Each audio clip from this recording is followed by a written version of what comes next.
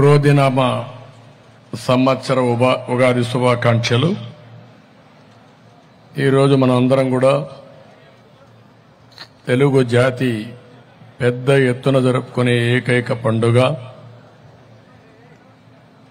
రెండు రాష్ట్రాల్లో ఉండే తెలుగు ప్రజలకి, దేశ విదేశాల్లో ఉండే తెలుగు ప్రజానీకానికి, తెలుగు జాతికి మొత్తానికి క్రోధనామ సంవత్సర ఉగాది శుభాకాంక్షలు తెలియజేస్తున్నా. మనందరికీ ఇది ఒక విశిష్టమైన పండుగ. మన జీవితాల్లో రాబోయే 1 సంవత్సరాల్లో దశ దిశ నిర్దేశించుకునే వేడుక ఇది. ఇది వారసత్వంగా మనకు సంక్రమించిన సంపద. ప్రతి ఒక్క వ్యక్తి కూడా ఈ పండుగ రోజున మనం అందరం ఆలోచించుకుంటాం. జనవరి 1 తారీఖున మనకు ఇంగ్లీష్ క్యాలెండర్ ప్రకారం న్యూ ఇయర్ వచ్చిన తెలుగు జాతికి నూతన సంవత్సరం ప్రారంభం ఈ రోజే. అది మన సాంప్రదాయం. మన దేశంలో ఇంకొకసారి చూస్తే పండుగలన్నింటికీ ఒక ప్రత్యేకత ఉంది. ప్రకృతికి, కాలానికి సంబంధం ఉంది. ఇది కూడా మనం గుర్తుపెట్టుకోవాల్సిన అవసరం ఉంది. అందుకే మన దేశంలో 6 ఋతువులున్నాయి. ఈరోజు చూస్తే చైత్రమాసం తొలి రోజు వసంత ఋతువు ప్రవేశించింది. చైత్రమాసంలో ప్రజా చైతన్యం కొత్త పుంతలు ఇచ్చి ముందుకు తీసుకుపోతుంది. ఒక నూతనమైన ఉత్సాహాన్నిచ్చే రోజు ఈరోజు. ఈ ఎనర్జీ రాబోయే సంవత్సరం అంతా కూడా మన భవిష్యత్తును నిర్ణయిస్తుందని చెప్పి కూడా నేను మీకు తెలియజేస్తున్నా. మొదలయ్యే రోజు మంచి మనసుతో మనం సంకల్పం చేయాలి. ఆ సంకల్పం మన ఆశల్ని, ఆశయాన్ని, ఉత్సాహాన్ని మెయింటైన్ చేస్తూనే మనం అనుకున్నటువంటి కోరికలను నెరవేర్చుకునే విధంగా మనం ముందుకు పోవాల్సిన అవసరం ఉంది. ఈ ఏడాది రాష్ట్రంలో ఉండే ప్రజలందరికీ నేను కోరుకుంటున్నాను, సాధికారత రావాలని. ఏదో ప్రగతి ఒకటే కాదు, ఓవరాల్ ఎంపవర్మెంట్ జరగాలి. సమిక్షేమం ఇవ్వాలి, అభివృద్ధి చేయాలి, ధరలు తగ్గాలి, లా అండ్ ఆర్డర్ ఉండాలి. అదే మాదిరిగా ప్రతి ఒక్కరి కృషికి తగిన ఫలితం లభించే పరిస్థితి ఉండాల్సిన అవసరం ఉంది. అది జరిగినప్పుడు ప్రభుత్వం ఇచ్చే చేయూత కూడా తీసుకుంటే ఏదైనా సాధించే ఇది వస్తుంది. అది జరగాల్సిన అవసరం ఉంది. అందుకే రాష్ట్రంలో ఉండే ప్రతి ఒక్కరికి, తెలంగాణలో ఉండే ప్రజానీకానికి, దేశంలో ఉండే తెలుగు కుటుంబాలకి, ప్రపంచంలో ఉండే తెలుగు జాతి ప్రతి ఒక్కరికి, మీ కుటుంబం, మీ కుటుంబ సభ్యులు, మీ బంధుమిత్రులు అందరూ కూడా సుఖ సంతోషాలతో ఉండాలని, అదే మరిగా మీరు కూడా సంపద సంపాదించి మీనింగ్ఫుల్ లైఫ్, నేను ఇక్కడ ఆ మాట కూడా వాడుతున్నాను. సంపద సంపాదించడం ఎంత ముఖ్యమో దాన్ని మంచి కొరకోసరం ఖర్చు పెట్టడం చాలా అవసరం. మనకు కొన్ని సాంప్రదాయాలు ఉన్నాయి. వయస్సులున్నారు, వ్యాపారం చేస్తారు. వ్యాపారం చేస్తూ వచ్చిన దాంట్లో 1% 2% సమిక్షేమానికి, ప్రజల సేవ కోసం వెచ్చించే పరిస్థితిలో ఉన్నారు. అంటే ఇది ఇప్పటి నుంచి వచ్చిన వారసత్వం కాదు. వాళ్ళు చేసేది వ్యాపారం. అదే సమయంలో ఒక బాధ్యత కింద ఈరోజు వాళ్ళంతా కూడా సమిక్షేమం కోసం సేవాభావంతో ముందుకు పోతున్నారు. అలాంటి అలవాటు తెలుగు జాతికి రావాలని మనస్ఫూర్తిగా ఆకాంక్షిస్తున్నా. ఎందుకు ఈ మాట వాడుతున్నానంటే, ఈరోజు మనం ఎంతో డబ్బులు సంపాదిస్తాం. ఎక్కడున్నా తెలుగు జాతి సంపద సంపాదించడంలో ఈరోజు తెలుగు వారికి మించిన వాళ్ళు ప్రపంచంలో ఎక్కడా లేరు. అది వచ్చింది. ప్రపంచమే హద్దుగా ముందుకు పోయే పరిస్థితికి వచ్చారు. సంపద సృష్టిస్తున్నారు, ఉపాధి కల్పిస్తున్నారు, ప్రపంచానికే సేవలు అందించే పరిస్థితి వచ్చారు. అదే సమయంలో సేవాభావం కూడా తెలుగు జాతికి అవసరం. ఆ సేవాభావం ఉంటే మీ జీవితానికి సార్థకత ఉంటుంది. అదే సమయంలో అది చేసినప్పుడు మీ పేరు ఇది వస్తుంది. అది చేయగలిగితే మీరు రాజకీయాల్లో కానీ లేకపోతే కార్పొరేషన్లో కానీ ఉన్నతమైన పదవులు వచ్చే అవకాశం ఉంటుంది. నా కోరిక అది కూడా చేయాల్సిన అవసరం ఉంది మన జాతి. ఇంకొక పక్క ఉగాది అనంగానే ప్రారంభం ఏది నిద్రలేసినప్పుడు ఉగాది పచ్చడితోనే మనం ప్రారంభిస్తాం. షడ్రుచుల సమ్మేళనంతో ఉగాది పచ్చడి తయారు చేస్తారు. ఎంత గొప్పతనం ఇచ్చారంటే మన వారసత్వంగా ఇందులో తీపి, పులుపు, ఉప్పు, కారం, చేదు, వగరు ఈ 7 రుచులు కూడా కలిపి ఉగాది పచ్చడి తయారు చేస్తాం. జీవితం అంటే ఒక్క ఆనందమే కాదు, జీవితం అంటే సంపాదనే కాదు. కష్టాలుంటాయి, సుఖాలుంటాయి, ఇబ్బందులు వస్తాయి, అనేక సమస్యలు వస్తాయి. ఇవన్నీ అధ్యయనం చేయడానికి, మెంటల్ గా ప్రిపేర్ చేయడానికి తొలి రోజున ఉగాది పచ్చడితో ప్రారంభిస్తాం. ఏదో కష్టం వచ్చిందని దిగులు పడిపోవడం, ఎవరో తిట్టారని బాధపడిపోవడం, లేకుంటే బయట రాకుండా ఇంట్లోనే పడుకోవడం, ఇంక వేరే దిక్కు లేదనే ఉద్దేశంతో కొంతమంది ఆత్మహత్యలు చేసుకొని చనిపోవడం, ఇలాంటివన్నీ జరుగుతూ ఉంటాయి. అందుకే తెలుగు సాంప్రదాయ ప్రకారం ఉగాది పచ్చడి తిన్న తర్వాత కష్టాలు, సుఖాలు, ఆనందాలు, బాధలు, లేకుంటే తిట్లు, లేకపోతే ఇంకొంచెం ప్రభుత్వాలు బట్టి వస్తూ ఉంటుంది. ఇవన్నీ ఉంటాయి. అయితే ఈ 5 సంవత్సరాలు మీరు చూశారు. ఈ రోజంతా ఉగాది పచ్చడి కాదు, ఇది కారం, చేదు ఈ రెండే కలిపేశారు ఈ రాష్ట్రంలో. ఏది కూడా జీవితంలో నిద్ర లేస్తే భయం. ఈ రోజు ఎట్ట గడుస్తుందో చెప్పలేం. బయట పోతే ఎవరైనా తిరిగి ఇంటికి సేఫ్ గా చేరతారంటే నమ్మకం లేదు. ఇంకో పక్క ఎక్కడికక్కడ అనేక సమస్యలు. మన ఆస్తులు మనకుంటాయా, ఎవడైనా కబ్జా చేస్తారో తెలియదు. 40-50 సంవత్సరాలుగా సంపాదించిన ఆస్తి, ఒక ఇండస్ట్రీ కావచ్చు, ఒక వ్యాపార సంస్థ కావచ్చు, ఒక భూమి కావచ్చు, ఒక ఇల్లు కావచ్చు, దానికి కూడా సేఫ్టీ లేని పరిస్థితికి వచ్చేసాం. రాసిమ్మంటే రాసివ్వాలి, మెడ మీద కత్తి పెట్టి సస్తావా ఇస్తావా అంటే బయట చెప్పకుండా ఇచ్చేసే పరిస్థితి ఉంది. ఒకప్పుడు దావూద్ ఇబ్రహీం ఉండేవాడు. ఎక్కడున్నాడో ఎవరికీ తెలియదు. అతను ఒక వార్త ఎవరికైనా పంపిస్తే ఇది దావూద్ ఇబ్రహీం ఆదేశం అంటే ఆటోమేటిక్ భయపడి చేసేవాళ్ళు. ఒకప్పుడు రౌడీలు ఉండేవాళ్ళు ఊర్లలో. నేను ఒక ఎగ్జాంపుల్ చెప్తున్నా. ఇవన్నీ ఒక రౌడీ ఉంటాడు, ఇంట్లో కూర్చొని కమాండ్ చేస్తూ ఉంటాడు. ఊర్లో వాళ్ళందరూ పప్పం కట్టాలంటే కట్టాల్సిందే. అందుకే చరిత్రలో బకాసురుడు చూశాం. బకాసురుడు చూస్తే గ్రామస్తులు మనుగడ సాధించడం కోసం అతనితో రాజీ పడి రోజుకు ఒక ఇంట్లో ఒక మనిషిని, 2 ఎద్దులు, ఒక బండి తిండి పంపిస్తే అది తిని మొత్తం గడిపేవాడు. అంటే ఇలాంటి దానికంటే ఈరోజు తక్కువగా లేదు. ఇలాంటివన్నీ చాలా వచ్చే పరిస్థితి వచ్చింది.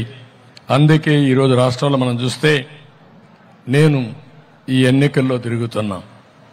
ఎన్నికల్లో తిరుగుతా ఉంటే ఎక్కడ చూసినా ఒక అశాంతి, అభద్రతాభావం, ఒక ఆవేశం, ఒక ఫ్రస్ట్రేషన్ చాలా స్పష్టంగా కనపడే పరిస్థితి వచ్చింది.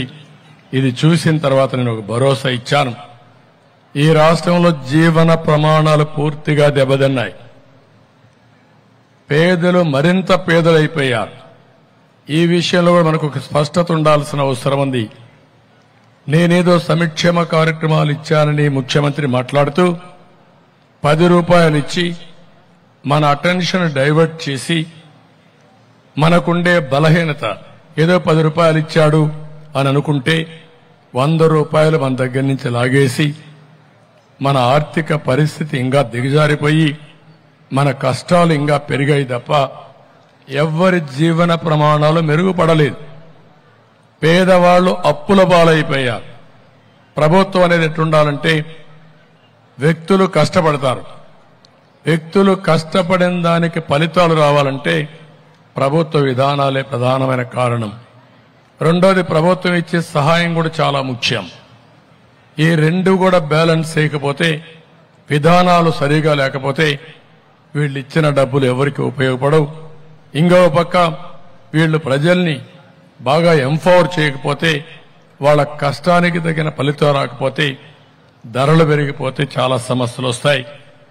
అందుకనే ఈరోజు మనకి ఇష్టం ఉన్నా లేకపోయినా సంతోషంగా ఉండడానికే పండుగలు చేసుకుంటాం. 5 ఏళ్లు కష్టాలన్నీ మర్చిపోయి ఈ ఉగాది రోజున నూతనమైనటువంటి హోప్, ప్రతి ఒక్కరు కూడా మళ్లీ మంచి రోజులున్నాయి, ఈ ఉగాదితో ప్రారంభమవుతుంది, మా జీవితాల్లో వెలుగులు వస్తాయి, మా బిడ్డల భవిష్యత్తు బ్రహ్మాండంగా ఉంటుందని మీరు ఆలోచించడం కాదు, ఒక సంకల్పం చేయండి. అది సాధించే విధంగా మీ అందరికీ అండగా మేము ఉంటాం. అందుకే ఒక ఫ్రంట్ గా కూడా వచ్చామని మరొకసారి మీ అందరికీ విజ్ఞప్తి చేస్తున్నా.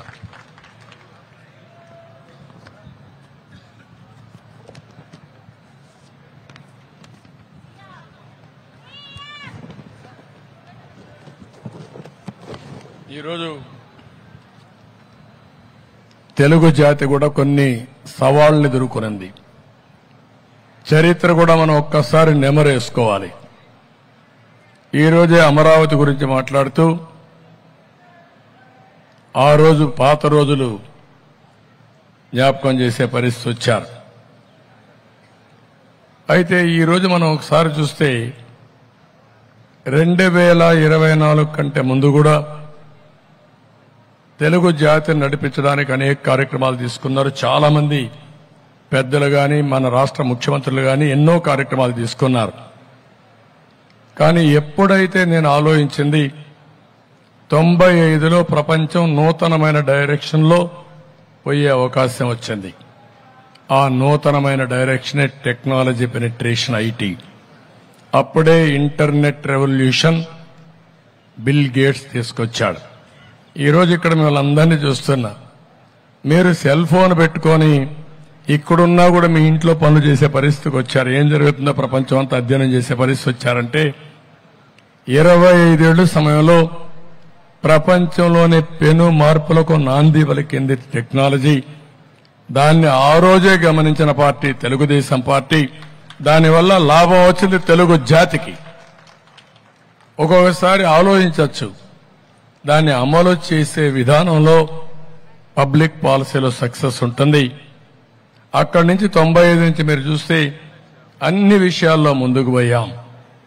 హైదరాబాద్ నగరాన్ని బ్రహ్మాండమైన నగరంగా, ఒక టెక్నాలజీనే కాదు, ఇక్కడ దానికి కావలసినటువంటి ఇన్ఫ్రాస్ట్రక్చర్ డెవలప్ చేశాం. ఒక ఎయిర్పోర్ట్, ఒక ఔటర్ రింగ్ రోడ్, లేకపోతే నీళ్లు, కరెంటు, ఏది కావాలని అన్ని చేస్తే ఈరోజు ఒక మహానగరంగా రూపొందించి ఈరోజు తెలంగాణకు ఆదాయం పెంచి నెంబర్ 1 స్టేట్ గా తయారయ్యేదానికి రూపకల్పన చేసింది తెలుగుదేశం పార్టీ అని చెప్పి కూడా నేను మీకు తెలియజేస్తున్నా. అది ఒక విషయం అయితే, కానీ 2014 రాష్ట్ర విభజన జరిగింది. అందరం కలిసి పనిచేశాం. కానీ రాష్ట్ర విభజన జరిగినప్పుడు హైదరాబాద్ నగరం, ఎందుకంటే తెలంగాణ మధ్యలో ఉంది, తెలంగాణకి వెళ్ళింది. అక్కడి నుంచి మనం వచ్చాం. కానీ ఆ రోజు కాంగ్రెస్ పార్టీ విభజన చేసింది, అధైర్యపడ్డాం. ఒకసారి మనం గుర్తుపెట్టుకోవాలి, పెన్షన్లు కూడా ఇవ్వగలుగుతామా లేదా అని ఆలోచించే సమయంలో నేను ఒకటే చెప్పాను, ఆ రోజు హైదరాబాద్ కోసం కష్టపడ్డాం. మళ్లీ అమరావతి లాంటి నగరాన్ని అభివృద్ధి చేసి హైదరాబాదుకు సమానంగా అవసరమైతే మిన్నగా తయారు చేసే బాధ్యత మనం తీసుకుంటామని చెప్పి ముందుకు పోయాం. రూపకల్పన చేశాం, బ్రహ్మాండంగా ముందుకు పోయింది. పోలవరం తీసుకొచ్చాం, 72% పూర్తి చేశాం. నదుల అనుసంధానానికి శ్రీకారం చుట్టి ప్రతి ఒక్క ఎకరాకు నీళ్లు ఇవ్వాలనుకున్నాం. ప్రపంచమంతా తిరిగి మీరు ఒక్కసారి చూస్తే 16 లక్షల కోట్ల రూపాయలు విలువ చేసి ఎంఓయూలు చేశాం. అందులో కూడా 7-8 లక్షల మందికి ఉద్యోగాలు వచ్చాయి. 7-8 లక్షల కోట్ల రూపాయలు ఖర్చు పెట్టి మొత్తం పెట్టుబడులు వచ్చాయి, అన్ని వచ్చాయి. ఆ రోజు ఇంకొక పక్క మీరు ఒకసారి చూస్తే సంక్షేమానికి నేను ఎప్పుడూ చెప్తున్నాను, అభివృద్ధి చేయడమే కాదు, సంపద సృష్టించడమే కాదు, ఆ సంపద ప్రజలకు చేరవేసినప్పుడే దీనికి సార్థకత ఉందని చెప్పిన వ్యక్తిని తెలుగుదేశం పార్టీ సిద్ధాంతమే అది. ఆ సిద్ధాంత ప్రకారం పనిచేశాం. 2014లో మీరు చూస్తే గర్భిణీ స్త్రీ గర్భం దాల్చినప్పుడు పౌష్టికాహారం మొదలుకొని ఆవిడ్ని హాస్పిటల్ తీసుకుపోవాలంటే సేఫ్ డెలివరీ కోసం తల్లి బిడ్డ ఎక్స్ప్రెస్ మొదలుపెట్టి అక్కడి నుంచి చనిపోతే మహాప్రస్థానం వెహికల్స్ పెట్టి గౌరవప్రదంగా వీడ్కోలు ఇవ్వాలనే సాంప్రదాయానికి శ్రీకారం చుట్టిన పార్టీ తెలుగుదేశం పార్టీ. ఇక్కడ ఒక విషయం గుర్తుపెట్టుకోవాలి, ఒకప్పుడు శ్మశానాలే లేని పరిస్థితి ఇప్పుడు కూడా ఉంది. కొంతమంది సమాజం కూడా ముందుకు వచ్చారు. గుంటూరులో పుట్టిన ఒక వ్యక్తి అయితే సురేష్ అనే వ్యక్తి హైదరాబాద్ లో చనిపోయిన వాళ్ళకి బరియల్ గ్రౌండ్స్ కట్టాడంటే ఎంత బ్రహ్మాండంగా అక్కడికి పోతే మనం చూడడానికి ఆహ్లాదకరంగా సెండ్ ఆఫ్ ఇవ్వడానికి కాసేపు కూర్చోవడం, అంత మునుపు మనం బరియల్ గ్రౌండ్ పోతే కూర్చోవడానికి నిలబడుకోవడానికి కూడా వీల్లేని పరిస్థితిలో ఇవన్నీ కూడా వచ్చాయి. ఇది ఒక సాంప్రదాయ ప్రకారం ముందుకు పోయారు. ఇవన్నీ చేసిన పార్టీ తెలుగుదేశం పార్టీ. 100 కార్యక్రమాలు చేశాం. ఈ రోజు వీళ్ళు మాట్లాడుతున్నారు కొంతమంది సంక్షేమం అని. సంక్షేమం తెలుగు జాతికి నేర్పించిన పార్టీ తెలుగుదేశం పార్టీ. సంక్షేమ కార్యక్రమాల ద్వారా ప్రజలను ఆదుకున్న పార్టీ తెలుగుదేశం పార్టీ. దాంట్లో ఎవ్వరికి ఇప్పుడు కాదు, నేను సమైక్య ఆంధ్రప్రదేశ్లోని ఆడబిడ్డ పుడితే 5,000 రూపాయలు డిపాజిట్ చేసి పెద్దయ్యే లోపల చదువు అన్నిటి కూడా డబ్బులు ఇచ్చి 20,000 రూపాయలు ఫిక్స్డ్ డిపాజిట్ వచ్చే విధంగా చేసిన పార్టీ తెలుగుదేశం పార్టీ 25 ఏళ్లకు మునుపు. అదే ఆడబిడ్డలపై ఉండే నమ్మకం. ఆ విధంగా మనం చేయగలిగాం. రైతులకు గిట్టుబాటు ధర ఇచ్చాం. నేను ఒకటి ఆలోచించేవాడిని, తుఫాన్ వస్తుంది, టెక్నాలజీ పెరిగింది, కానీ తుఫాన్ని అధిగమించాలంటే ఆ సమయంలో మనం యాక్ట్ చేయాలి. కరువును నివారించాలంటే ఆంధ్రప్రదేశ్కు ఒక అడ్వాంటేజ్ ఉంది. నదులు అనుసంధానం చేయగలిగితే, డ్రిప్ ఇరిగేషన్ లాంటి పెట్టుకోగలిగితే ప్రతి ఎకరాకు నీళ్లు ఇచ్చే అవకాశం ఉంటుంది. వర్షాలు పడకపోయినా కరువు రాదు. కరువును అధిగమించే శక్తి మానవ మేధస్సుకుంది. అదే చేయాలనుకున్నా, అదే చేశా. అది చేస్తే మీరు చూస్తే పట్టిసీమ తెచ్చి నీళ్లు ఆదా తెచ్చి శ్రీశైలం నుంచి ఏదైతే అంద్రీనేవా ద్వారా నీళ్లిచ్చి కరువు జిల్లా అయినటువంటి అనంతపురం జిల్లా ఎడారిగా మారిపోతున్న జిల్లాలో కియా మోటార్ తీసుకొచ్చామంటే అది తెలుగుదేశం పార్టీ సత్తా, దూరదృష్టి అని చెప్పి కూడా నేను మీకు తెలియజేస్తున్నా. నేను ఈరోజు ఈ కొండే మీ అందరికీ ఒకటే చెప్తున్నా, ఈరోజు రాష్ట్రంలో ఎన్ని మనం చేస్తే ఈరోజు ఈ ప్రభుత్వం వచ్చింది, సహజ వనరులన్నీ దోపిడీ, పన్నుల మీద బాదుడే బాదుడు, స్కాముల కోసం స్కీములు పెట్టడం, బడుగు బలహీన వర్గాలపైన దాడులు చేయడం, గంజాయి, డ్రగ్స్, జేబ్రాండ్ ఇవన్నీ వచ్చి సమస్యలు కూడా జాతి నిర్వీర్యమైపోయే పరిస్థితులు రావడం, హింసా రాజకీయాలు రావడం, ఇంకో పక్క శాండ్ మాఫియా, రెడ్ శాండ్ లోని మాఫియా ఇన్ని వచ్చే పరిస్థితి వచ్చింది. అందుకే ఈరోజు మిమ్మల్ని అందరినీ కోరుతున్నా, ఈ పండగ పూట మనమందరం ఒక సంకల్పం చేయాలి. ఈ రోజు నుంచి 34 రోజులు ఈ పండగ చేసుకున్న ప్రతి ఒక్కరు కూడా తెలుగు జాతికి మళ్లీ పూర్వ వైభవం రావాలని ఒక సంకల్పం చేయాల్సిందిగా నేను మీ అందరికీ పిలిపిస్తున్నా.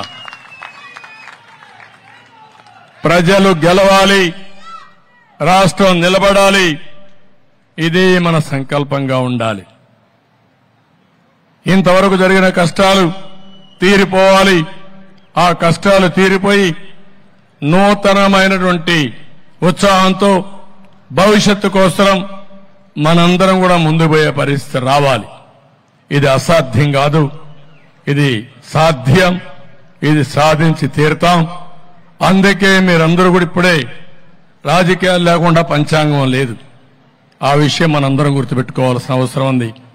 పంచాంగం ఇచ్చేది ఒక స్ఫూర్తినిస్తుంది.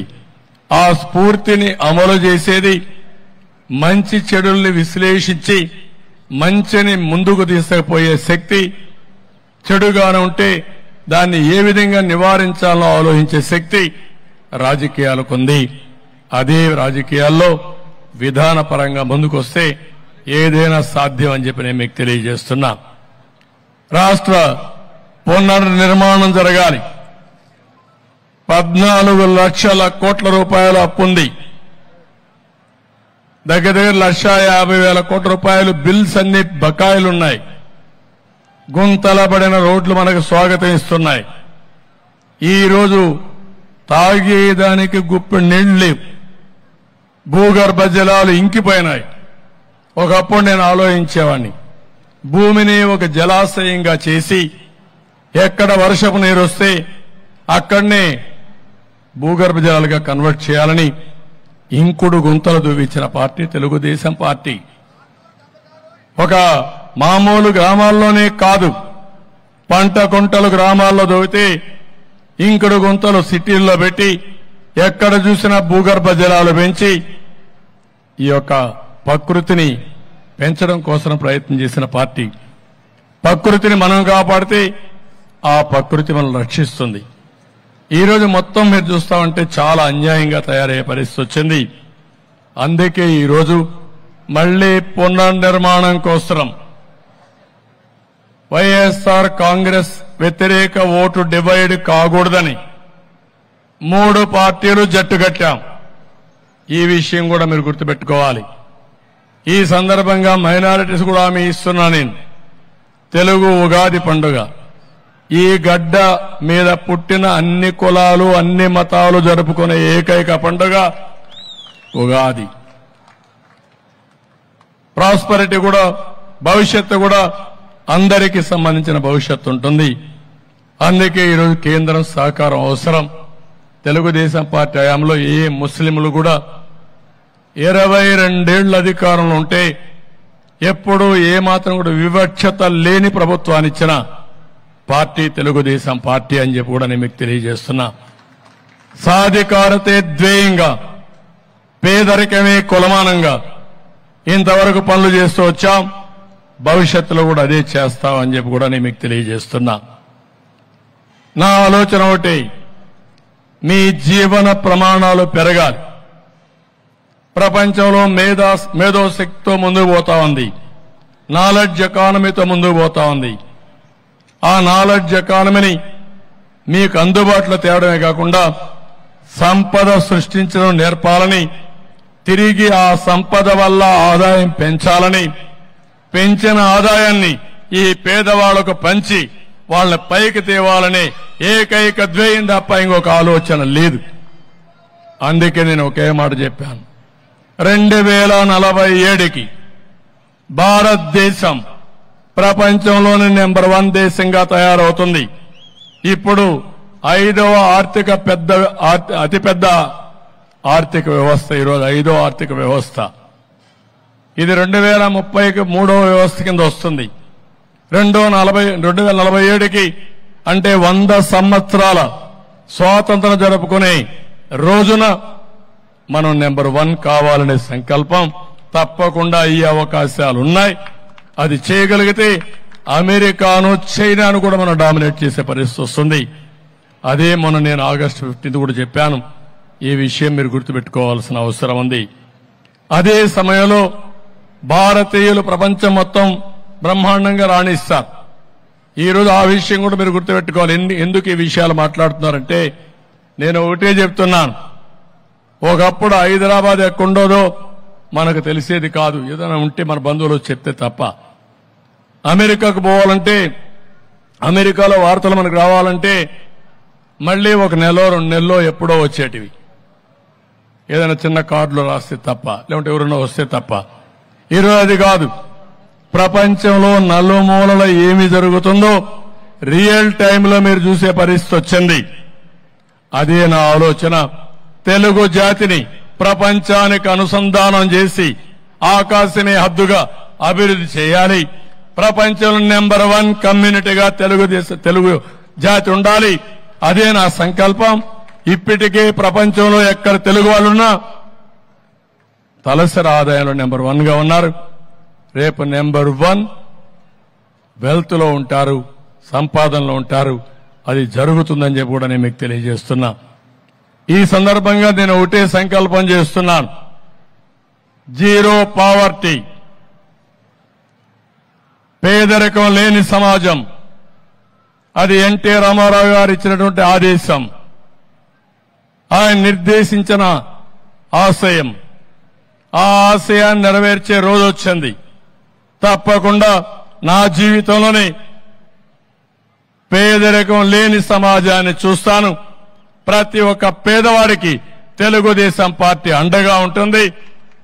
తెలుగుదేశం పార్టీ జెండా పేదవాడికి అండ అని చెప్పి నేను మీకు తెలియజేస్తున్నా. ఇవన్నీ జరగాలంటే మళ్ళీ ఇక్కడ మనం ఉన్న కేంద్ర సహకారం కూడా అవసరం. అందుకే ఎన్డీఏలో బీజేపీ గాని, జనసేన గాని, తెలుగుదేశం గాని ముగ్గురం గెలిచాం. వచ్చేది కూటమి ప్రభుత్వమే, దాంట్లో అనుమానం లేదు. అయితే ఈ కూటమి ప్రభుత్వంలో ఈ సైకో జగన్ కి స్థానం లేకుండా సమాజంలో చేయవలసిన బాధ్యత, అడ్డంకులు లేకుండా చేసుకునే కర్తవ్యం ప్రజలపైన ఉంది. ప్రజలు ఈ విషయం ఆలోచించాలని మరొకసారి కోరుతున్నా. అందుకే ఇప్పటికే ఈ కూటమి సూపర్ 6 ఇచ్చాం. ఒకటే చెప్తున్నా, ఈ సూపర్ 6 ఇంటింటికి తీసుకపోతే అవతల వాళ్లకు డిపాజిట్లు కూడా రావు. అది చేయాల్సిందిగా మిమ్మల్ని అందరినీ, అదే మాదిరిగా మేమేమి సంకల్పించామో తెలుసుకోవాల్సిందిగా తెలుగు జాతిని మొత్తం కోరుతున్నాం. ఇంకా వివిధ వర్గాలున్నాయి. ప్రభుత్వం అంటే ఒక సూపర్ 6 తోనే కాదు, సంపద సృష్టించాలి, అభివృద్ధి చేయాలి, రోడ్లు వేయాలి, పెట్టుబడులు తేవాలి. ఎస్సీలు, బీసీలు, ఎస్టీలు, మైనారిటీ ఉంటారు, ఆర్థికంగా వెనకబడి ఉన్నారు. వాళ్ళందరి కోసం తొందరలోనే ఒక ఎలక్షన్ మేనిఫెస్టో కూడా తీసుకొస్తాం. ఆటో డ్రైవర్లు ఉన్నారు,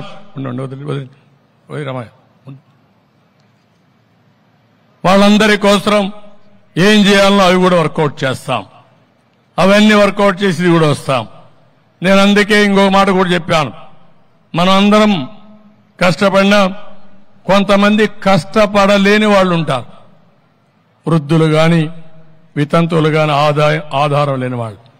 అలాంటి ఆధారం లేని వాళ్ళకి పెన్షన్ విధానం ఏర్పాటు చేసిన పార్టీ తెలుగుదేశం పార్టీ. ఏర్పాటు చేసిన నాయకుడు నందమూరి తారక రామారావు గారు. ఆ తర్వాత మీరు చూస్తే 200 రూపాయల పెన్షన్ ని 2000 రూపాయలు చేసిన పార్టీ, 10 రెట్లు పెంచిన పార్టీ తెలుగుదేశం పార్టీ. ఈ ముఖ్యమంత్రి మాట్లాడుతూనే ఉంటాడు, నోరు ధరిస్తే అబద్దాలు. ఇవన్నీ కూడా వాస్తవాలు, ప్రజలు అర్థం చేసుకోవాలి. అదే సమయంలో మళ్లీ 4000 రూపాయలు ఇంటి దగ్గరకే మొదటి తారీఖున నేరుగా ఇస్తామని చెప్పిన పార్టీ తెలుగుదేశం పార్టీ. ఈ 4000 రూపాయలే కాకుండా ఎవరైనా ఆ నెలలో తీసుకోకపోతే నెక్స్ట్ నెల గాని 3 నెలల వరకు ఈ 4000 రూపాయలు ఇచ్చే బాధ్యత ఫ్రంట్ తీసుకుంటామని కూడా చాలా స్పష్టంగా హామీ ఇచ్చాం.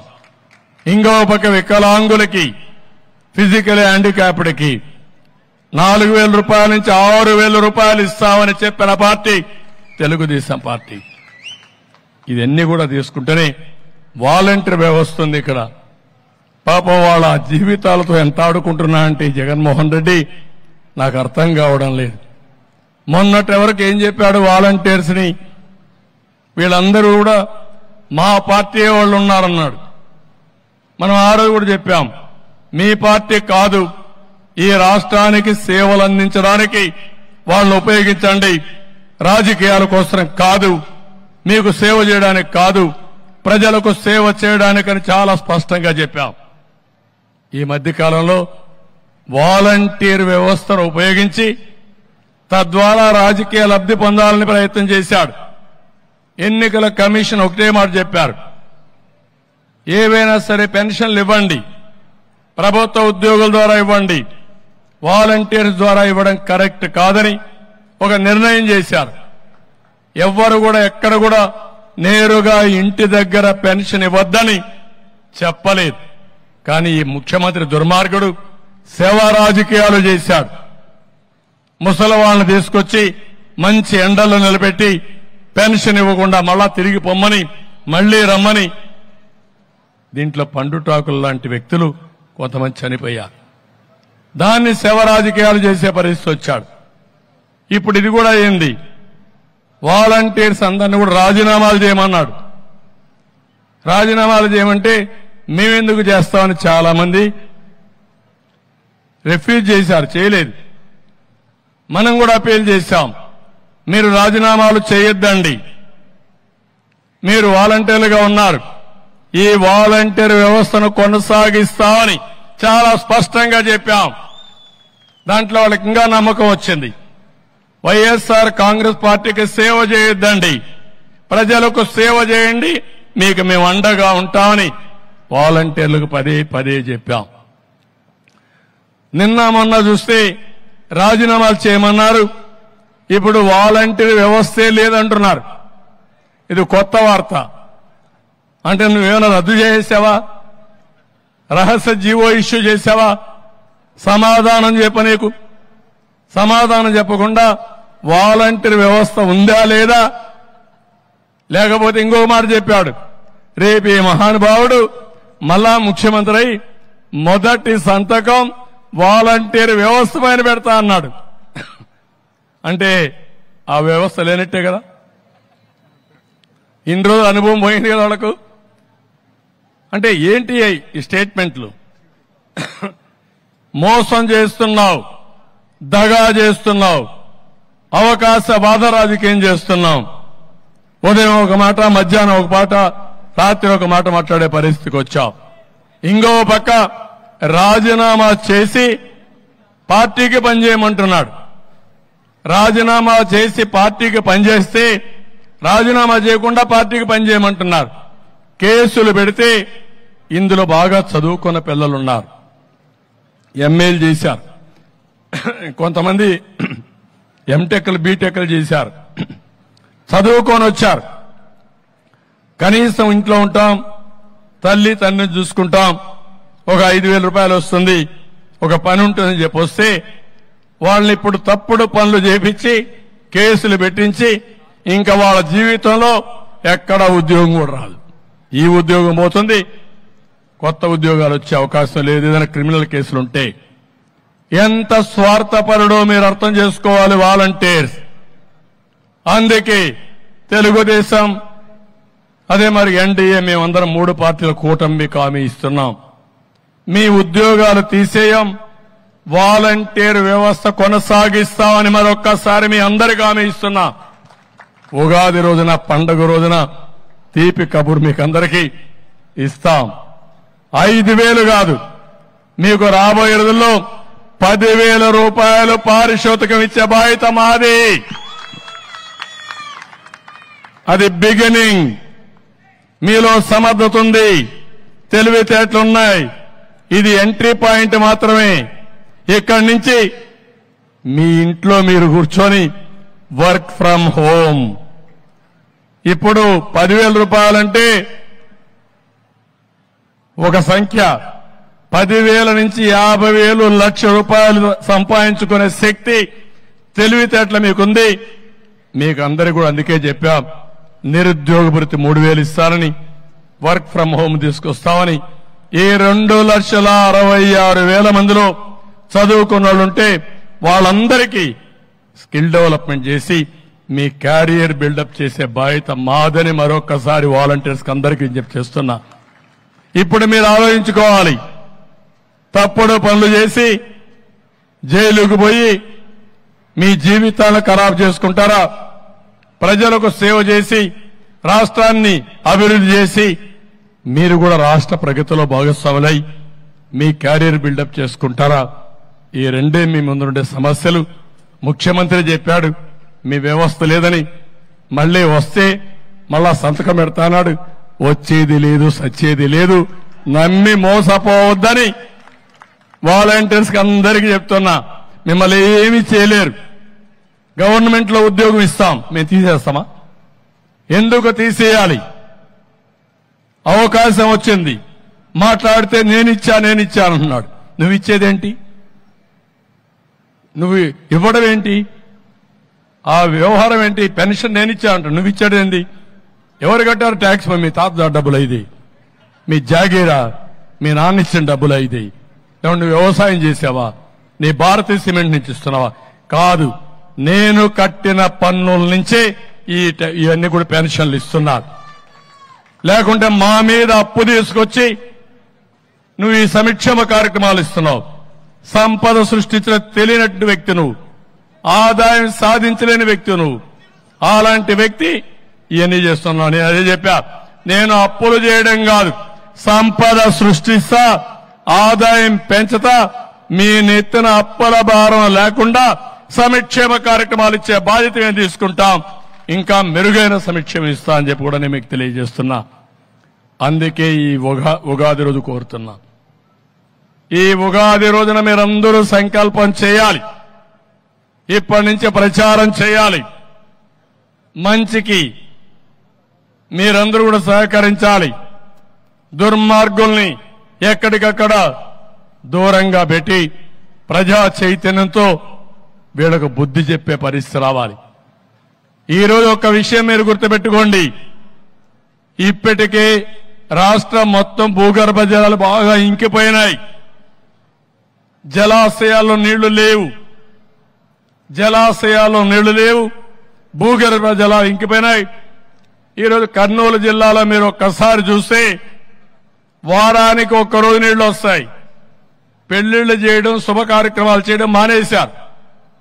ఇంకో పక్క స్నానాలు చేయడం కూడా మానేశారు.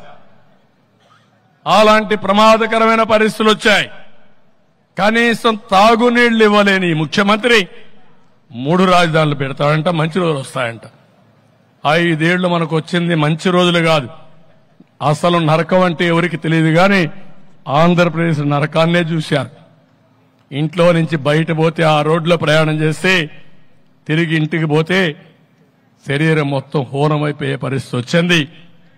లేకపోతే ఎక్కడన్నా నిత్యావసర వస్తువులు కొనాలంటే నరకాన్ని చూసే పరిస్థితి వచ్చాం. పెట్రోలు, కరెంటు ఇవన్నీ బాధుడి కింద అందరూ. అందుకే ఈరోజు ఒక ఆశల పల్లవి, అది ఉగాది. ఈ ఉగాది రోజున మీరందరూ కూడా ఆమె ఇస్తున్న మంచి రోజులు వస్తాయి. ఈ సైకో జగన్ పోవాలి, పక్కకు తప్పుకోవాలి, దిగాలి. అప్పుడే మనకు మంచి రోజులు. అది కూడా ఆయన దిగక్కర్లా, మనమే దించేయబోతున్నాం, ప్రజలే దించేస్తారు. అది కూడా జరుగుతుంది.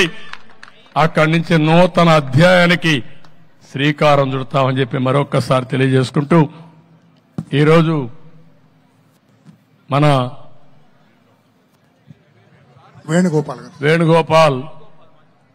వేణుగోపాల్ గారు చాలా వాగ్దాటే కాకుండా వాక్శుద్ధి ఉంది. చాలా బాగా చెప్పారు. వారు కూడా సమాజ హితం కోసం ఆలోచించారు. వారిని కూడా మనస్ఫూర్తిగా కోరుకుంటూ, అలాంటి సమాజం కోసం మంచి చేసే ప్రతి ఒక్కరు కూడా గళవిప్పాలి, ప్రజల్లోకి వెళ్ళాలి, ప్రజా చైతన్యం తేవాలి. మళ్లీ మార్పుకు నాంది పలికి ఈ రాష్ట్రాన్ని కాపాడుకోవడానికి వారి బాధ్యతను వారు నెరవేర్చాల్సి కోరుకుంటూ, మరొకసారి అందరికీ హ్యాపీ ఉగాది. ఈ ఉగాది రోజున మీ అందరికీ మెరుగైన జీవన ప్రమాణాలు, మీ అందరి ఆశలను నెరవేరాలని, మీరు మీ కుటుంబం అందరూ ఆనందంగా ఉండాలని, ఇంకో పక్క బాగా వర్షాలు పడాలి, పంటలు బాగా పండాలి, ఏమాత్రం ఇబ్బంది లేనటువంటి సమాజం కోసం, అన్నింటికంటే ముఖ్యంగా వర్షాలు పడితే చాలా సమస్యలకు పరిష్కారం వస్తుంది. దానివల్ల మనం చాలా వరకు ముందుకు పోయే పరిస్థితి వస్తుంది. ఈ సంవత్సరం అందరూ కూడా శాస్త్రజ్ఞులు చెప్తున్నారు, కరువు అంతా పోతుంది, పుష్కలంగా వర్షాలు పడతాయి. అందుకే ఎండలు కూడా విపరీతంగా ఉన్నాయి. ఇంకొక నెల ఈ ఎండ ఓర్చుకుంటే, ఈ దుర్మార్గమైన పరిపాలన ఓర్చుకుంటే రాబోయేది అన్ని మంచి రోజులే. ఆ మంచి రోజుల కోసం అందరూ కూడా ముందుకు పోవాల్సిందిగా మరొక్కసారి ప్రార్థిస్తున్నా. జై హింద్, అందరికీ నమస్కారాలు.